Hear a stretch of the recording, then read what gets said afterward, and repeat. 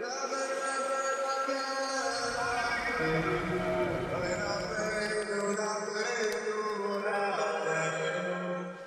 welcome everybody. We are back. Thursday night, Likutei Moharan. We are in Torah Beis in Tinyana, the second part of Likutei Moharan. And we started last time the idea of Shabbos. And we spoke about the special nature of speech on Shabbos.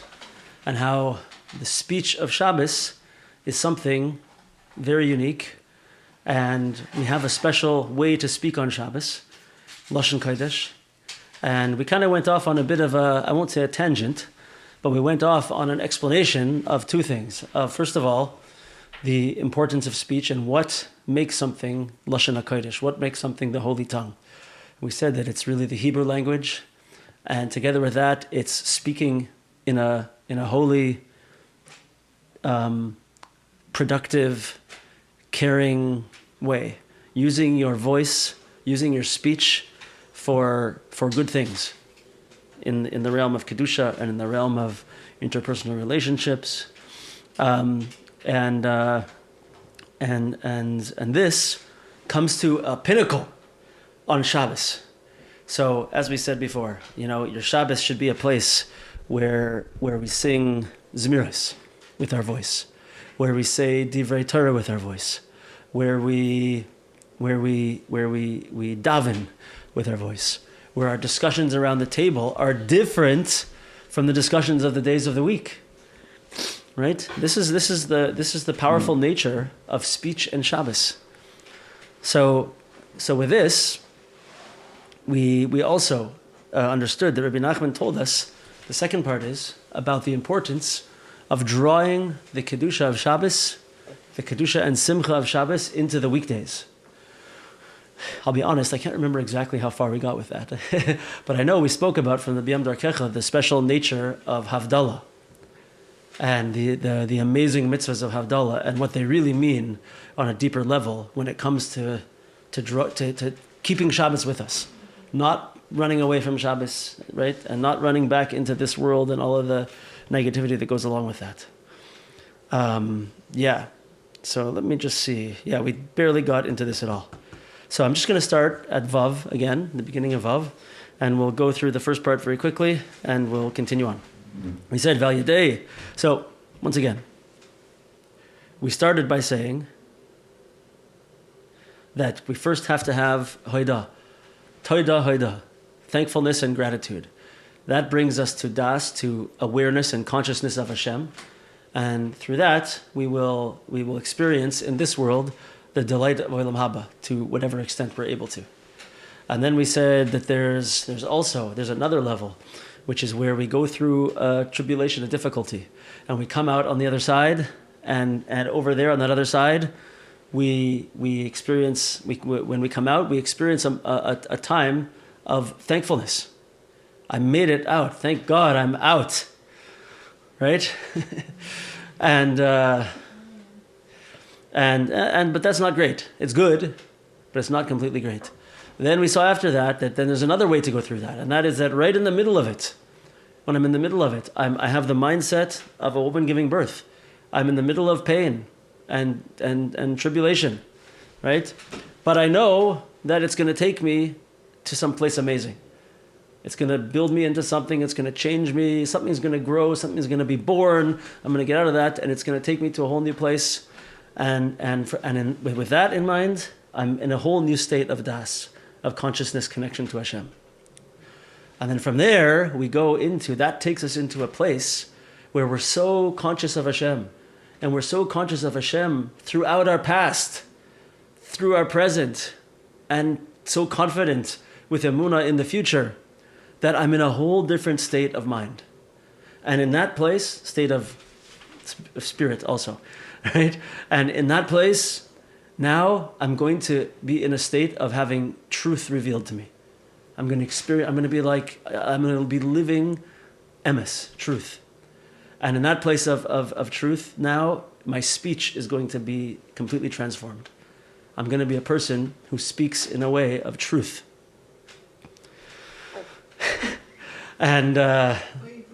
Yeah.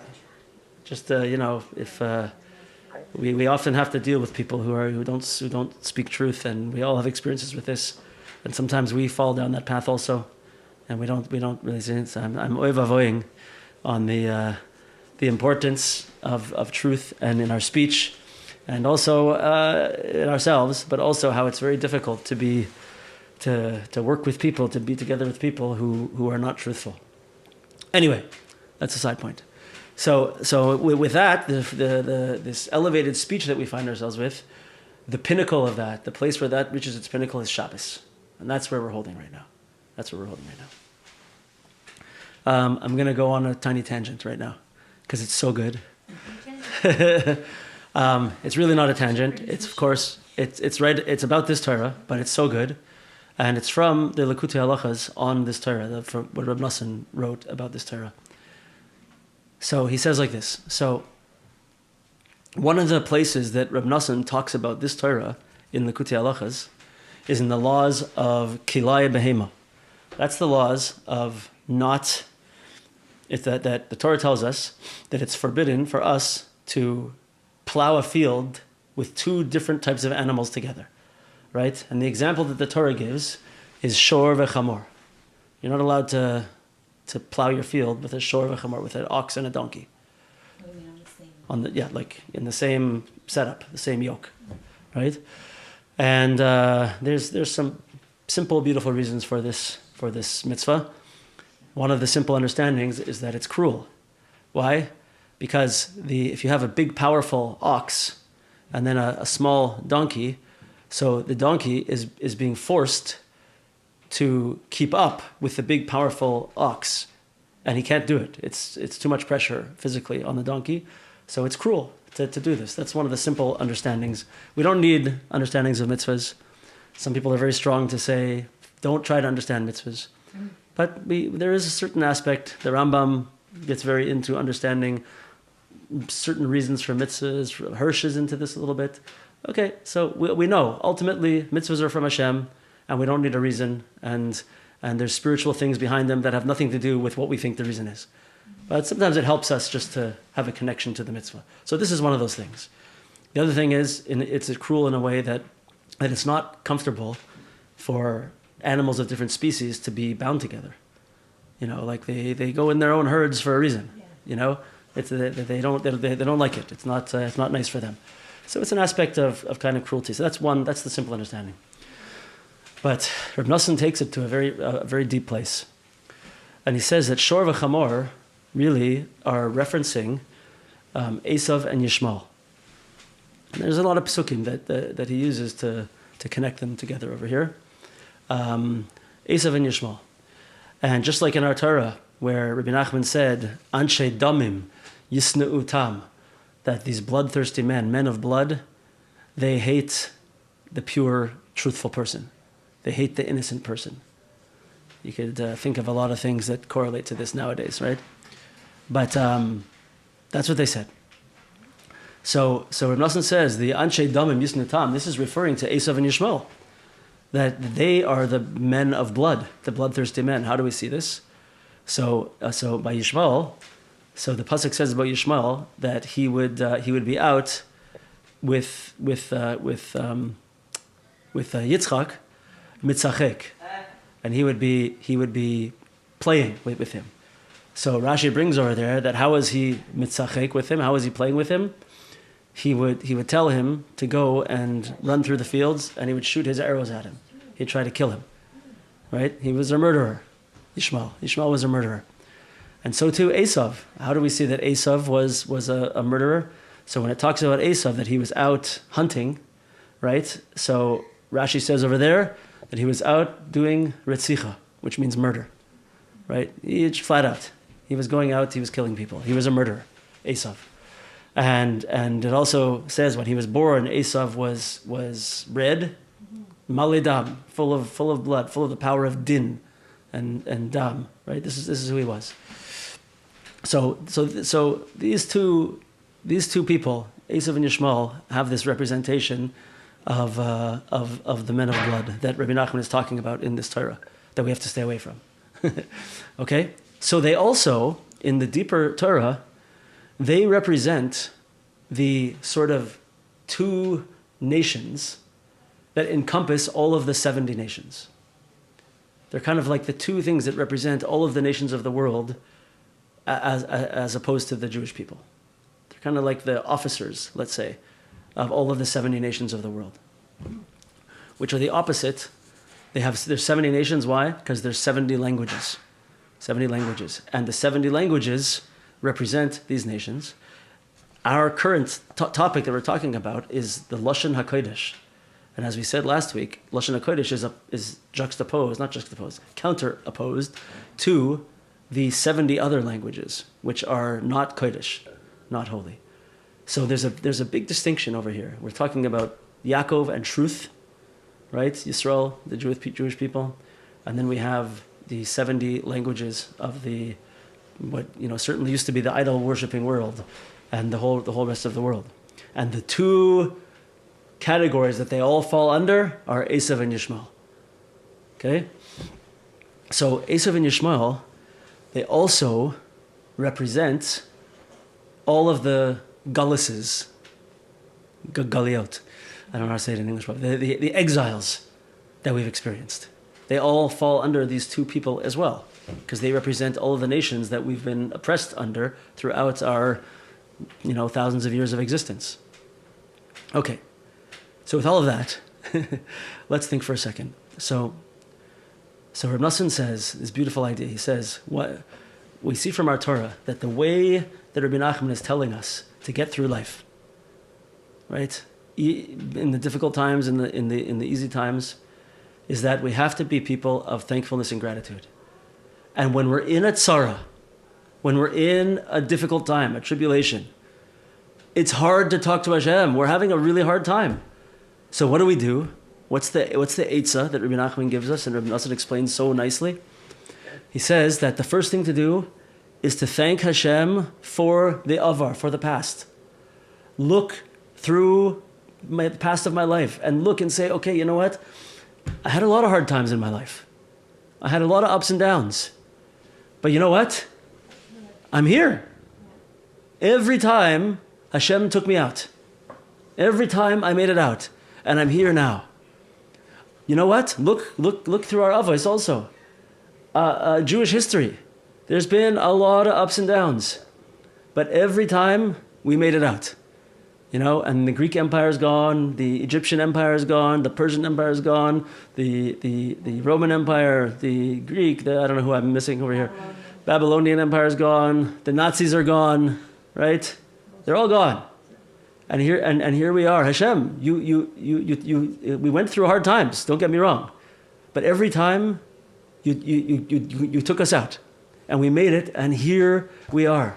Oh, now with that, just as that always happened, now I can begin to say, oh, Hashem, now I know you're going to take care of me this time too.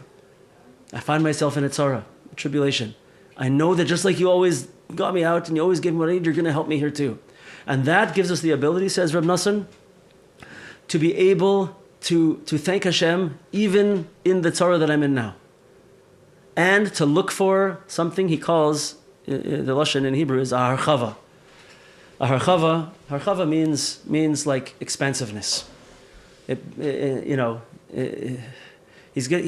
can look for the ways that Hashem is opening things up for me.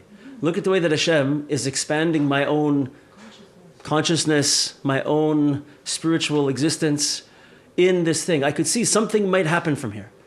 I could see how something might go well. Might go well. Something might come out of this. Some type of birth, some type of something might come out that will take me on the other side and give me something that I didn't have before. Maybe it'll make me spiritually stronger. Maybe it'll make me emotionally stronger. Maybe something will come out that I didn't expect. I didn't even realize something was wrong. And now I'm going to come out in a different place. He says, so I can say thank you in this time, and I can realize there might be a harchava. Then Reb Nosson says, from that place, now I'm going to be able to have the words to talk to Hashem. Now I'm going to be able to ask Hashem to help me in this tzara. Because before I wasn't able to open my mouth. I wasn't ready. I was too buried. But now that I'm in this state of mind where I know Hashem was always there, and I know He's here now, and I know He's going to be there. So I have this consciousness. This is the thing we were talking about through the whole Torah, right? I have this state of mind now, this state of consciousness. Now I'm ready to ask Hashem for help. And then what's going to happen? Then I'm going to from that place, I'm going to have a Yeshua. Hashem is He's going to get me out of the tzara. And once He gets me out of the tzara, now I'm going to have hoidah, thankfulness and gratitude, b'shleimus, in completion, in perfection, on a level that I never had before, because I'm experiencing it through this whole pathway. So this is the way that Reb Nosson, in like a few paragraphs, he really explains the progression of this whole Torah from the beginning until the end, really. Yeah? So this is the advice. Look to the past. Thank for the past first. And realize what Hashem was always there. Thank for the present. You'll be able to thank for the present. You'll be able to maybe see a benefit to the present. You'll be able to ask Hashem for help. And then you'll get out of that, out of the tzara you're in now, and you'll have the biggest gratitude that you ever had. That's the pathway he's talking about, right? So, let's go back a little bit now. So Reb Nosson says that this is really, on a deep level, the reason for the prohibition of plowing together with an ox and a donkey. This is so sweet and so important. This is like gold for us nowadays, I'm telling you.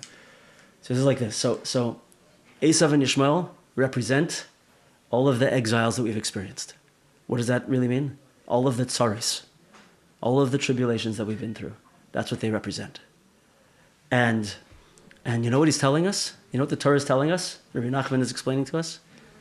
He's telling us, do not take tsaris and put them together.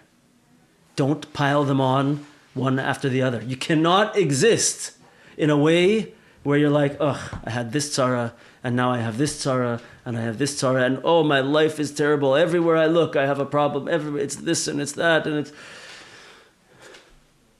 first of all, it's depressing. It's only looking at the negative, right? It becomes completely overwhelming. And this is what happens when we pile tzaras together. He says, you can't do that. You know what we have to have? We have to put a revach bein hatzaris. We have to make space between those tzaris. Right? We cannot stick them together. And you know how we do that? Exactly like we're saying over here. Don't be a person who's like, oh, I have a tzara now. Look back to the past and say, you know what, it's just like that other tzara that I had. Hashem is giving me tzaras all the time. Nothing's working for me. One after the other I have it. Oh, you know, we talk about these people, I have experience with some people who are very focused on negative and focused on it's like they can't help it. It's very difficult. And no matter what, even if you can start talking positively and get them to think something positive for a little bit, right away they'll be like, but, you know, what about this? And what about this? I'm still with this, I'm still with that, I'm still with this, negative.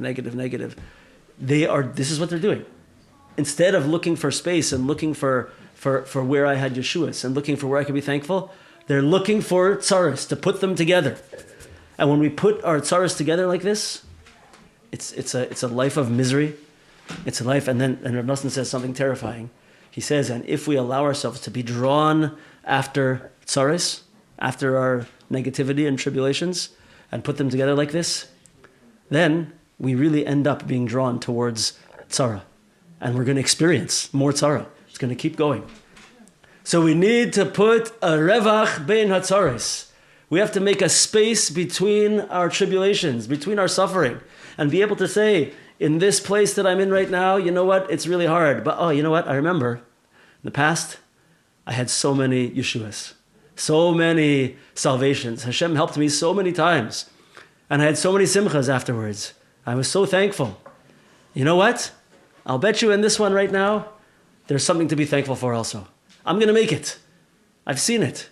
So what am I doing? I'm cutting off that connection of all negativity. And I'm cutting it off at either end. I'm saying, oh yeah, I'm in a tzara right now. Before, I've had plenty of times that were not tzaras. I'm going to have plenty of times after this that will not be tzaras. I cut it off, I make it something small and manageable, and now I can get through it. Right? A revach bein hatzaris. This is what he says. So don't put the gullus of Esav and the gullus of Ishmael together. Don't put our exiles as one together. Don't put our negativity together. Don't put our tribulations together. Space them out, make them individual, and try to put all the good things together. This is the advice of Reb Nosson. Question is, why did I start that right here, I wonder? Okay. Anyway, this is a gewaldig idea, eh? Not much life-saving. You know, we say that God takes us down the path that we want to go, but also, like, my experience has been that it wasn't God who let go of my hand, I let go of his. Right. And that, when you're starting to look at all those bad things, it's because you're just, but there could be two things. One is you could be having the same lesson over and over and you're not learning it. So God Yeah. gives you the opportunity Yeah, yeah, to do it 100%. over and over. Like, people just don't want to learn the lesson. Yeah, definitely. Graduated. Yeah. Yeah, you still gotta work through, yeah, to the next level, past it. Yeah. Yeah, absolutely. Okay, so with that in mind, anyway, this is one of my favorite, beautiful lessons from this Torah. I love it. I love it. I love it. I love it. I love it. I love it. So let's go. Through getting into this mindset, shemamshichin kedushas Shabbos lekedushas Yemei Achol, al yedei zeh nizgale ha'achdus ha'pashat yisbarach. Through this, we are able to reveal the absolute oneness of Hashem. That really everything is Hashem. Hashem is one. Everything in the world, I think, is different things, different existences. No, it's all Hashem. This is what happens. Because the 6 days of the week are what's called Pu'ulas Mishtanis. Diverse phenomena is the way the BRI translates it. Different things, different actions, different things happening in the world. They appear to be unique occurrences. Like they have their own, God forbid, they have their own power. That's what it seems to be, right? That's the weekdays. Because that on every single day, so in creation, in Bereshis, every single day, different things were created. So too, every single day of our existence, new things are happening in the world that didn't happen before. It's not possible, he says, for us to understand this in our human intellect. That all of these different things and separate things that happen in the world really are part of a oneness. They come from the oneness of Hashem, right? We can't grasp this. We think we can. We can get a little idea of it, right? But we can't fully grasp this. It's not possible to understand this in human intellect. On Shabbos, we merit that Hashem gives us a tremendous gift. Like Chazal say, I have a precious gift in my treasure house, and its name is Shabbos. This is what Hashem has for us. Right? So what he's saying over here, just quickly, is that he's making a very strong point to say that we cannot understand this concept. We can't grasp it fully. We can't internalize the idea that everything in the world is just actually from the oneness of Hashem. We can't quite get it. But you know what? We can get it. And how do we get it? Not with our human intellect. Through practicing and experiencing and living Shabbos, Hashem gives us the ability to have some connection to this concept as a gift. And the way that we receive it is through Shabbos. Through experiencing and living Shabbos, we're able to connect to this concept that really everything is Hashem. There's a simple understanding to this, right? And that is that what do we do on Shabbos? Sort of nothing, right? So every day of the week, what do? We go to work. And if you're a farmer, what do? You plow and you plant and you reap and you do all these things you're not allowed to do on Shabbos. We cut and we sew and we clean and we cook and all these things that we do during the week that you're not allowed to do on Shabbos. But weekday life is I do all of these things, all the 39 melachas. Comes Shabbos and what do? We say, no. Today, I live in a way that I don't do anything. Everything is Hashem.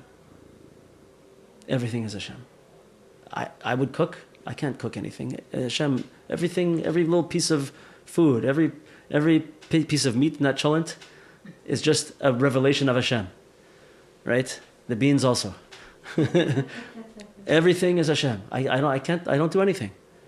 So it's two things that are fantastic. It's an expression of tremendous emunah, to just say, sorry, I can't do anything. Because today, I acknowledge that Hashem does everything. Right? It's an acknowledgement of emunah, it's a living of emunah, but it's also this, which is really, it's the same thing in a certain sense. It's acknowledging that everything is Hashem. Everything is Hashem. It's not, I don't do anything. Every one of my actions is only from Hashem. Everything that happens is only from Hashem. So Achdus HaPashat, the oneness, the absolute oneness of Hashem, is revealed on Shabbos. It's the concept of Shabbos. Al Yedei Zeh Nizgale Achdus HaPashat, and through this that we experience Shabbos, the Achdus HaPashat, the all-encompassing or simple unity of everything is revealed to us. Ki Shabbos mora al emuna sayichud. Because Shabbos speaks to emuna, the belief, the deep-seated belief or understanding of yichud, of oneness, the oneness of Hashem. She'anu ma'aminim she'kol ha'pu'ulos mishtanos nimshachim me'echad ha'pashat yisbarach. What does that mean? It means that we believe, we have emunah, that all aspects of the multiplicity that we live in really are drawn from the Achdus HaPashat, from the absolute oneness of Hashem.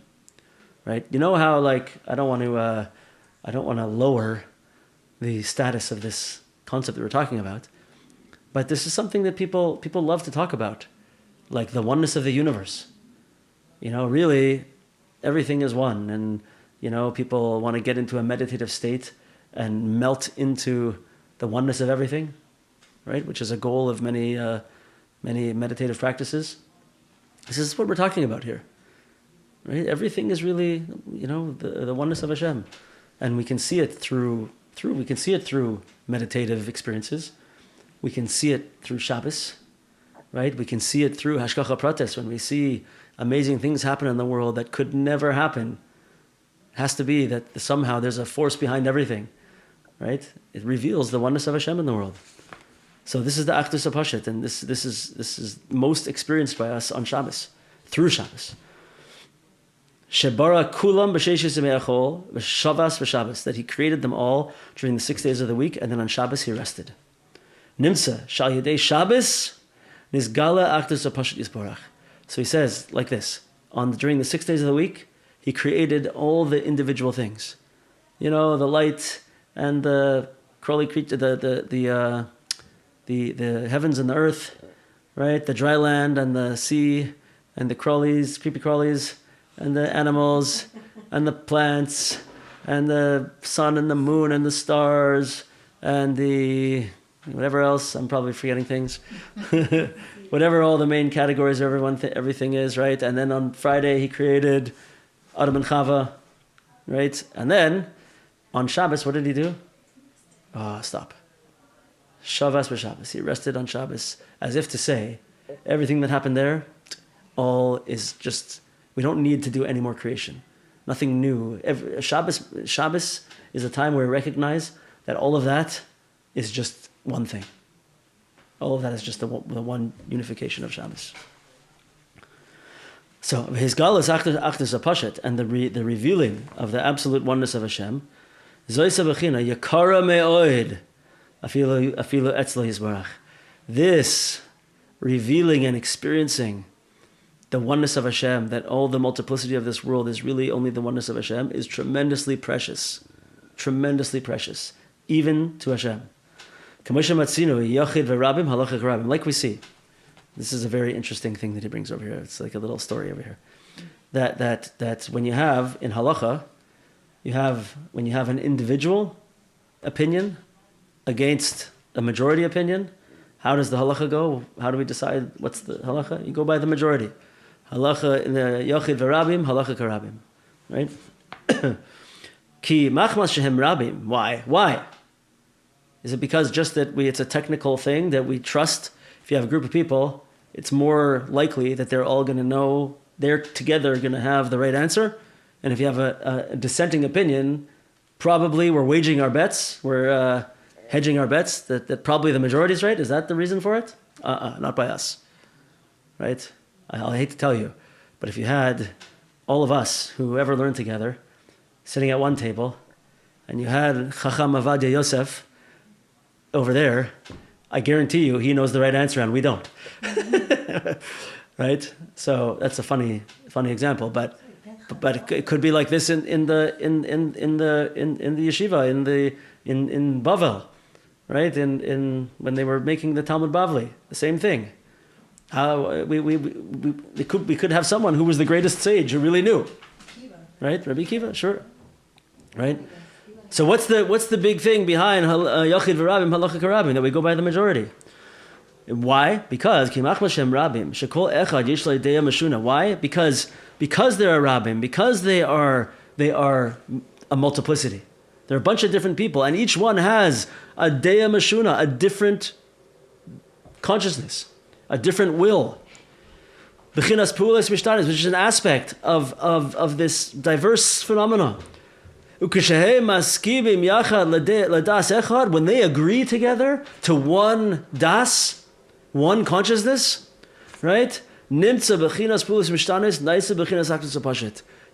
these pulas mishtanis, these diverse phenomena, all these different wills and consciousnesses, right? They are uniting as one. They are showing that really it's all one. Yakar me'od be'einav yisbarach. This is so precious in Hashem's eyes. This is what Hashem wants. This is what Hashem wants.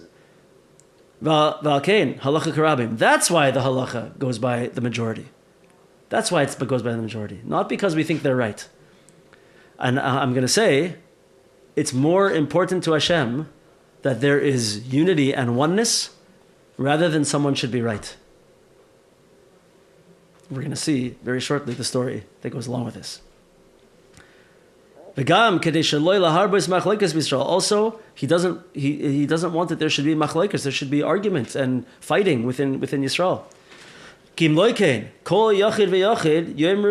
Because if we didn't have like this, then every individual would say, no, I'm right. No, I'm right. No, I'm right. And it would just be a mess. It would be always arguments. There's no unity. Hashem wants unity. Hashem wants unity. You hear this? There would be no end to machlekes. V'yisrabu machlekes b'Yisrael. Tremendous machlekes in Yisrael. She'ein zeh ritzoni yisbrach. This is not the Ratzon Hashem. This is not what Hashem wants.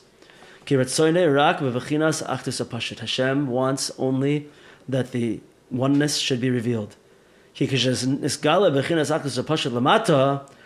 when we reveal that everything down here is the oneness of Hashem, the same thing happens on a higher spiritual plane up in the upper realms. This pasuk says, you are one and your name is one, and who is like your nation? One. Who is like your nation, Yisrael? One nation, a nation of oneness, let's say, downstairs on the earth, right? So, in other words, what's he saying? That when we behave in a way of unity and oneness down here on earth, right? That has a reflection upstairs of Ata Echad V'Shimcha Echad. That Hashem and His name, whatever that means, these higher spiritual forces, Hashem Hu Elokim, right? They are united upstairs also. We make a unification down here, there's a unification up there. This is what Hashem wants us to do. She'al yedei achdus nisgala b'Yisrael lamata. She'nisgala Yisrael lamata, nisgala achdusoi hapashut yisbarach lamala. That through the achdus, the oneness, the unity that we reveal down here, the achdus hapashut is revealed upstairs also. Okay? Tremendously important. So let's see the story now that goes together with this. Okay? So there's a story in the Gemara in Baba Metzia where there was a difference of opinion about a certain type of oven. And the question is whether it happens to be, it's beautiful how it all comes together, but the question is this oven considered like it's one piece, or is it considered that it's not? And the question is whether it is susceptible to ritual impurity or not. Okay? But the question of it is, we don't need to know what this is. But it just happens to be, the question is this thing one or is it multiple pieces, right? Which is interesting that that's the discussion we're having. And the main person in this machlokes is Rabbi Eliezer Hagadol, the great Rabbi Eliezer. Rabbi Eliezer halacha kamoisei b'chol makom. So it happens to be a rule in the Gemara is that if there's a machlokes between Rabbi Eliezer and anyone else, it always goes like Rabbi Eliezer. He's always right. The halacha always goes like Rabbi Eliezer if it's him and one other person. So Rabbi Eliezer, he wanted to show that he had reached such a level through all of the steps that we explained in our Torah over here, that he got to a place of shleimus hadibur, where his speech was completely perfected, as we explained is the pathway of this Torah, right? Dahainu shleimus ribu hadibur. He had a perfection of all four aspects of speech. Shezoichen lazeh al yedei halachos. And how did he get through that? Through halachos, which is one of the important parts of our Torah also. Valkein Amar Charav Yechiach. So therefore, he said that this carob tree will prove that I'm right. Amas Hamayim Yechiach. This standing stream will prove that I'm right. Kaisle Beis HaMedrash Yechichu. The walls of the study hall will prove that I'm right. Baskol Yechiach. A heavenly voice will prove that I'm right. Ki elu arba davarim hem bechinas ribua hadibur. These four things, he said four different things. He brought four different proofs to show that he's right. But what he was really showing was that he had a perfection. How was he saying I'm right? Not just because I know better than you. I have achieved through halacha and through all of these things, I've achieved a level of perfection to such an extent that I can make miracles happen with my speech in four different ways. And that's why I'm going to give you four different proofs that I'm right by making miracles happen. Okay? Hainu, arba chelki hadibur, referring to this word. So what did he do? I'll just tell you the story outside. So they were having this machlokes, and so Rabbi Eliezer says, the halacha is like me, I'm right.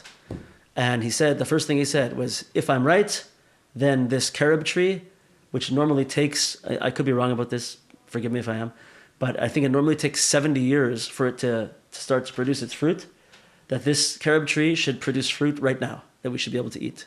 Carob, right? And so it did. And he said, see, I'm right. And they said, sorry buddy, we're the rabbin, we're the majority, the halacha goes like us. So then he said, okay, fine. Then the next thing I'm going to do is, if I'm right, then see the stream that's flowing over here? It should stop and the water should go up, right? And that's what happened. The stream stopped and the water went straight up. Amas Mayim, right? And he said, see, I'm right. Like, don't you see? I've gotten to a place where for sure the halacha is like me, because I've gone through halacha and hoidah and all these things and toida halacha and all these things, and now my speech is so perfected that look what I'm doing, guys.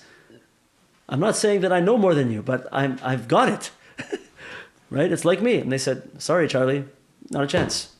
We're the rabbim. We say no. That's not the way it goes. Yeah. So then he said, fine, okay. If I'm right, then the walls of the Beis HaMedrash should prove it. And the walls of the Beis HaMedrash came in on an angle like this and didn't fall. They stayed like this. They said the same thing. Guys, it's me. And they said, no, sorry. Halacha karabim, we're the majority, it goes like us. The last thing he said is that, okay, if I'm right, then a baskol, a heavenly voice should come down from heaven proclaiming that I'm right. Come on, guys. And so that's what happened. A heavenly voice came down and said, Rabbi Eliezer is right. And they said, sorry, Yachid v'rabim halacha karabim. The halacha goes like us. And so that's how the ruling came out, like them. And the Gemara says, I think it's the Gemara that says, that when that happened, Hashem smiled. Like to say that that's what he wanted. He was happy with the way it went. He wanted them to be right? Yeah, that's the way it's supposed to go. You know, we say Torah lo b'shamayim hi, lo b'shamayim hi. The Torah is not in heaven. It doesn't matter if there's miracles happening. It doesn't matter if you have a heavenly voice. The Torah lo b'shamayim. The Shem gave the Torah to us and He gave us a system of how we learn it and how we understand it, and that's the way He wants it to be. So that's the way the story goes. And people like to use this story to say, see, this is what Hashem wants us to learn the Torah. He wants us to understand it, and He wants us to have it set up this way. And the majority is the way it's supposed to go. That's what the story is teaching us. Rabbi Nachman is telling us something totally amazing. He's saying that on a deeper level, you're right, that's the way it works. But on a deeper level, it's not a simple reason to it. The reason is because it's much, he's telling you a story where it's clearly, this is the correct halacha.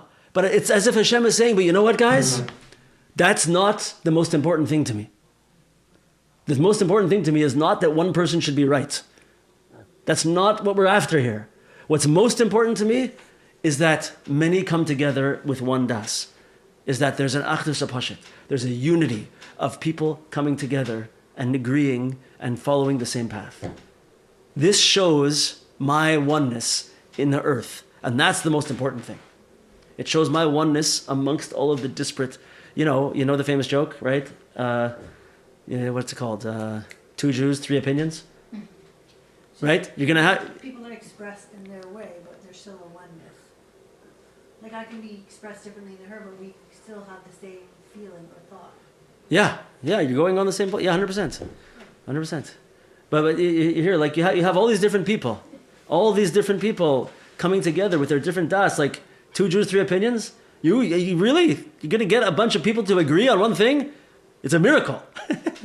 Right? And Hashem says, that to me is what's the most important thing. This is what I want. That's the beauty and importance of this story. This is what He's telling us.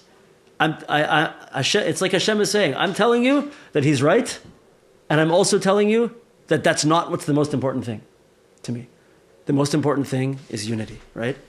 You heard this word many times, like, it's a great word in relationships, for sure. Because very, very often when you're having an argument with somebody, a fight, right? So it's hard for someone to back down when they believe they're right. I can't, or it's hard for a person to apologize when they believe they're right. It's hard for a person to let go, be mevater when they feel they're right, right? So what does this story teach us? That's not what's important. Would you rather, I say to people sometimes, you've heard this before, would you rather be right and miserable? Would you rather be right and miserable, right and alone? Or would you rather be, I don't care if I'm right. What's important is that we have shalom bayis, is that we have unity, that we have oneness, right? There's details here that have to be worked out in each situation, but but this is the general principle, right? Is that this is what we're after. Such a beautiful idea. Ki tzadikim hem giborei koyach oisei devarei kamuva, because tzadikim are called real tzadikim. They're called giborei koyach. They are powerfully strong. Let's say oisei devarei. They do His words, right? The words of Hashem. Kamuva b'Zohar HaKadosh, like the Zohar HaKadosh says, shehem oisim umanhigim. That's not what it means, though, says the Zohar HaKadosh. They do and guide im hadibur kiritzoinam, with their words, the way they want things to happen. Valkein Ratz Rabbi Eliezer, meaning what? Basically, that real pure tzaddikim, the highest level tzaddikim, they are able to, with their words, to make things happen in the world. They, like we said before, they can annul decrees that Hashem has put into the world through tefillah, and we're seeing over here that they can make miracles happen. It's a real thing. So Rabbi Eliezer over here in the story, he wanted to show them, I have perfection of the 4 aspects of my speech. Therefore, he's able to use his perfect speech in order to make things happen in the world according to his desire. He can change nature according to what he wants with his words, through his perfect speech. So he showed that specifically, one proof would have been enough. He showed 4 things to explain to them that I have command over, I have perfection of these 4 aspects of my speech. So now he's going to explain how all of these things come together over here. Time is it? Okay, we're gonna let's keep going. We'll see where this takes us. What's the actual time? 9:22. Okay, yeah, we're gonna do it. So now he's going to go through all 4 and explain them on a little bit of a deeper level. Okay, let's see. Charav yechiach. So the carob tree will prove. Zebechinas had dibur shel tzedakah. So you remember what were the 4 aspects of speech? If we can remember, it was the speech of tzedakah, the speech of teshuvah, the speech of ashirus. So tzedakah, charity, teshuvah, returning to Hashem.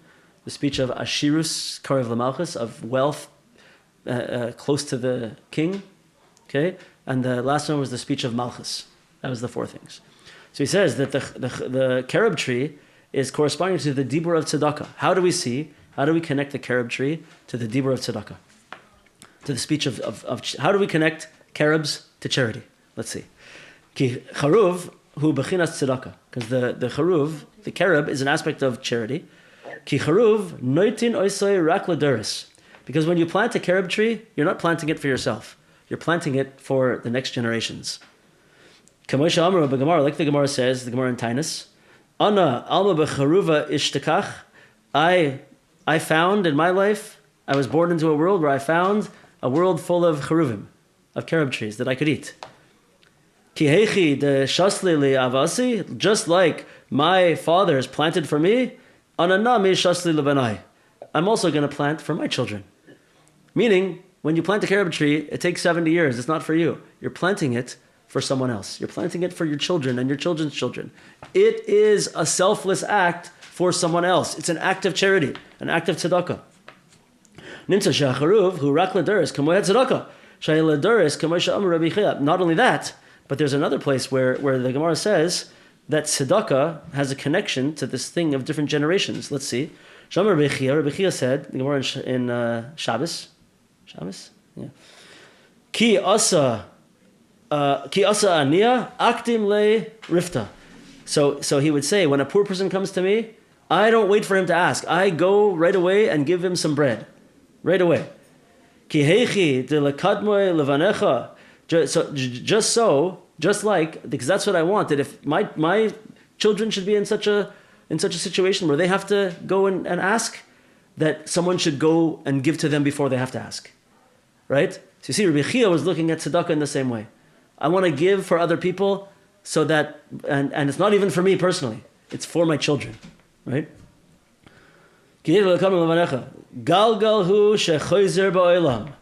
It's like a wheel that turns, the wheel of fortune turns throughout this is a term, by the way, a Talmudic term, the wheel of fortune. That the wheel of fortune turns throughout the world. You may find yourself sometimes at the top of the wheel and sometimes at the bottom of the wheel. But they're saying it's not only you, it goes through generations. One generation may be at the top of the wheel, and the next generation may be at the bottom of the wheel. So I want to behave in a way where even though Rabbi Chia says, I'm at the top of the wheel now, and people are coming to me and I'm going to give to them in such a way so that if my future offspring are at the bottom of the wheel, there'll be like a midah keneged midah, a measure for measure, help will be given to them, right? The whole thing is thinking of others, really, is I think, a simple way of understanding that. So that's why he used that first one. So the carob tree is connected to tzedakah, so the story of the carob is connected to the speech of tzedakah. Amas hamayim, the pillar of water, zebechinas teshuvah, that's an aspect of teshuvah, of returning to Hashem. Bechinas shifchi kamayim libech noichach panei Hashem. Like the pasuk says, beautiful song, one of my favorite songs. Shifchi kamayim libech, I pour out my heart, or pour out your heart like water before Hashem, up in front of Hashem. Right? Shifchi kamayim libech noichach Hashem. And teshuvah is an aspect of returning with your heart to Hashem. So, right? Okay, that's that one. Koisle Beis HaMedrash, the walls of the Beis HaMedrash. What's going on here? This is a longer one. Zebechinas Ashirim. So this is an aspect of Ashirim, the wealthy people. So if you remember, we explained that the Ashirim, Karev Malchus over there, was referring to that there's always people, there's always Jews in the world who are at a high status, they're wealthy, and they're connected, and they are able through that to help the Jewish people. Right? Okay? Like we said, it's all the conspiracy theories ever being laid out. זה בחינת השירים, שהם ketel shehakol poinim boy. Why? Because they're like, okay, so a tel, if you ever go on a tour in Eretz Yisrael, and you go to a place where there's something called a tel is like a hill. They tell you in archaeology that a tel is a place where there's been multiple settlements built, one on top of the other, so it turns eventually into a hill. So the place of the Beis HaMikdash, the Har HaBayis, the what's it called? Mount Moriah, right? The Temple Mount, that's what it's called, right? So that place is called in Nacht a tel shakol ponim boy. It's the hill that everyone turns to. All of our tefillas go there. All of our tefillas go through there. We're all focused on this place, right? Ki oy havai ashir rabim v'akol ponim el ha'ashirim. Because the wealthy people are beloved in the community. So just like that, so too, you have wealthy people in the community. Many people come to them for help. Everyone turns to the wealthy people when they need food, when they need money, whatever it is, they need help. So they're connected. V'akol ponim el ha'ashirim. So everyone turns to them. V'zehu koisle Beis HaMidrash. So this is what we're referring to the walls of the Beis HaMidrash, because just like the Kotel Ma'aravi, the Western Wall, Kotel is spelt Chaf, doesn't have to have a vav in it. Chaf, Taf, Lamed, Ketel. So that's what the Gemara says, that the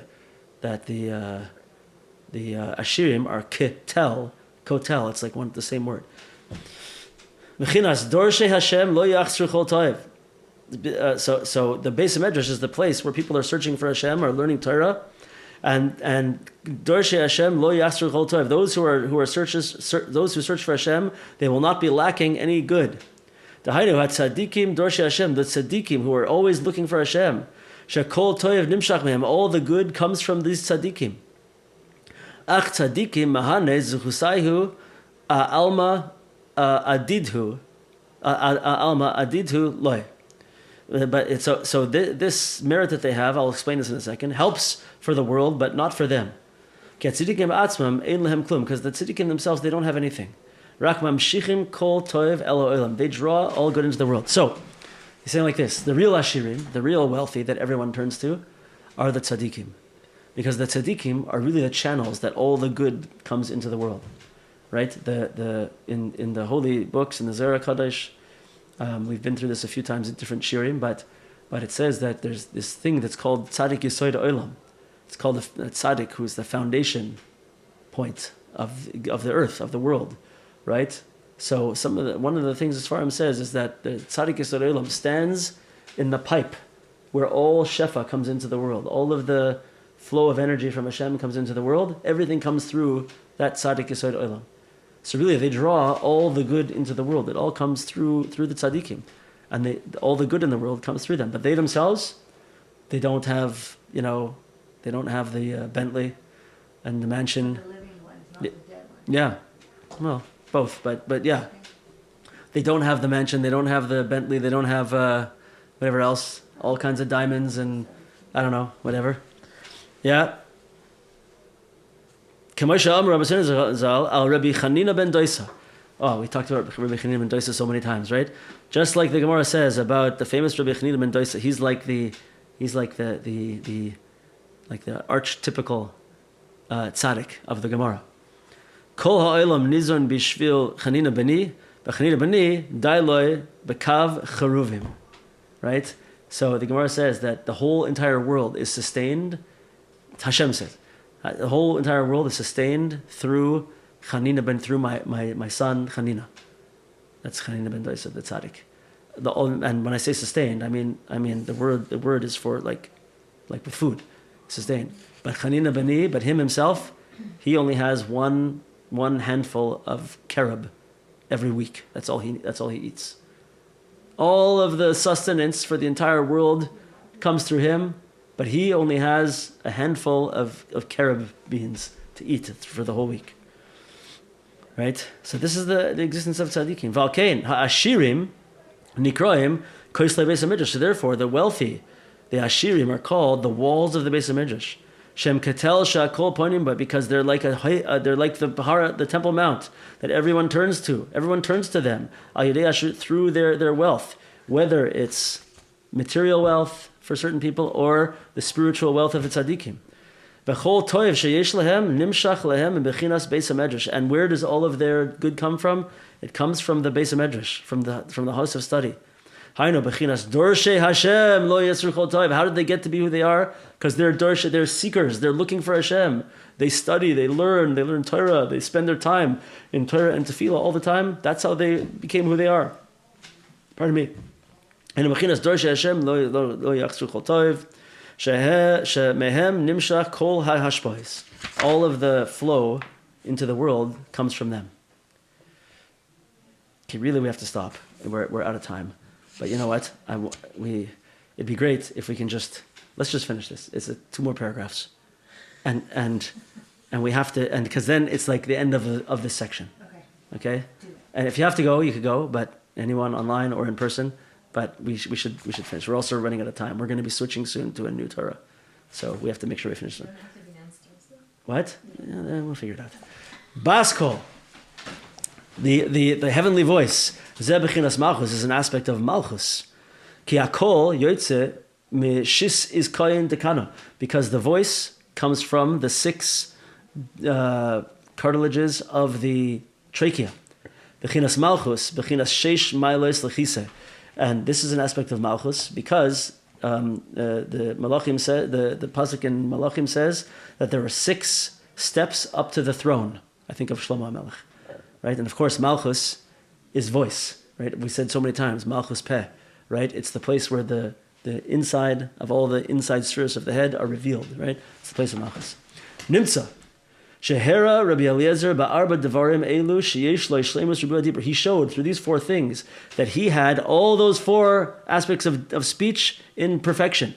Dahainu bechinas arba chelkei dibur. He had all 4 sections of speech. Aval af al pike loy hishgichu al zeh. But nonetheless, they didn't pay attention to it. They didn't care.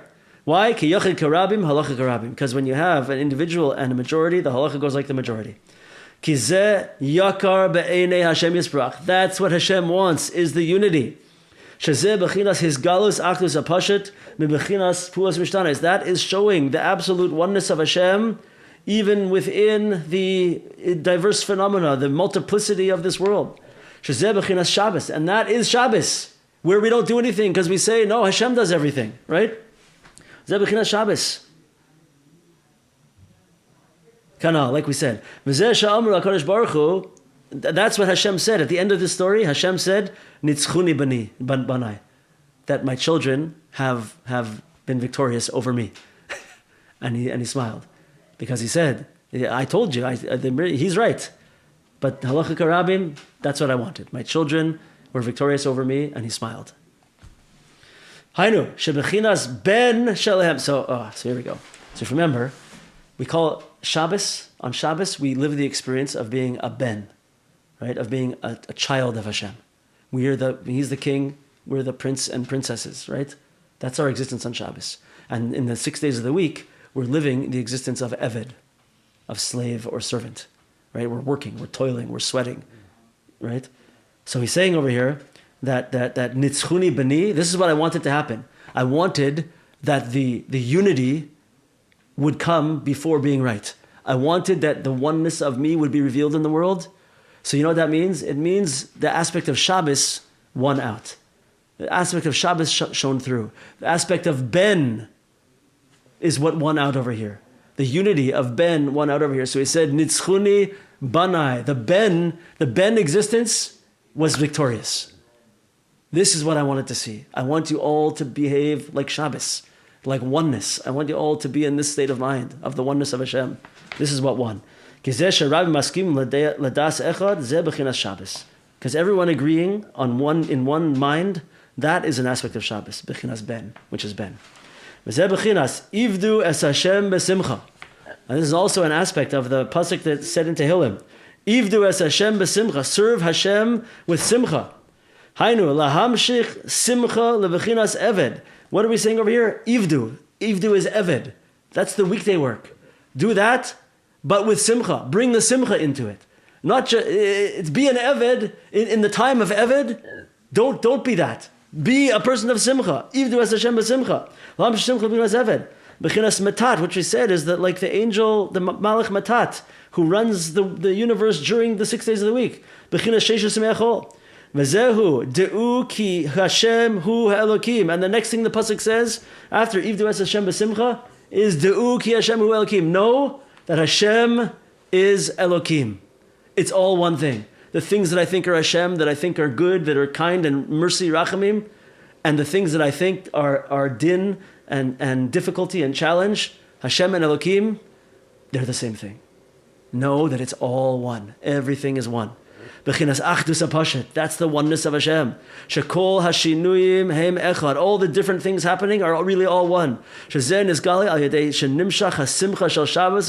How do we do that? How do we experience that? Through taking Shabbos into the days of the week, like we said last week. Shehem bechinas eved. The weekdays are eved.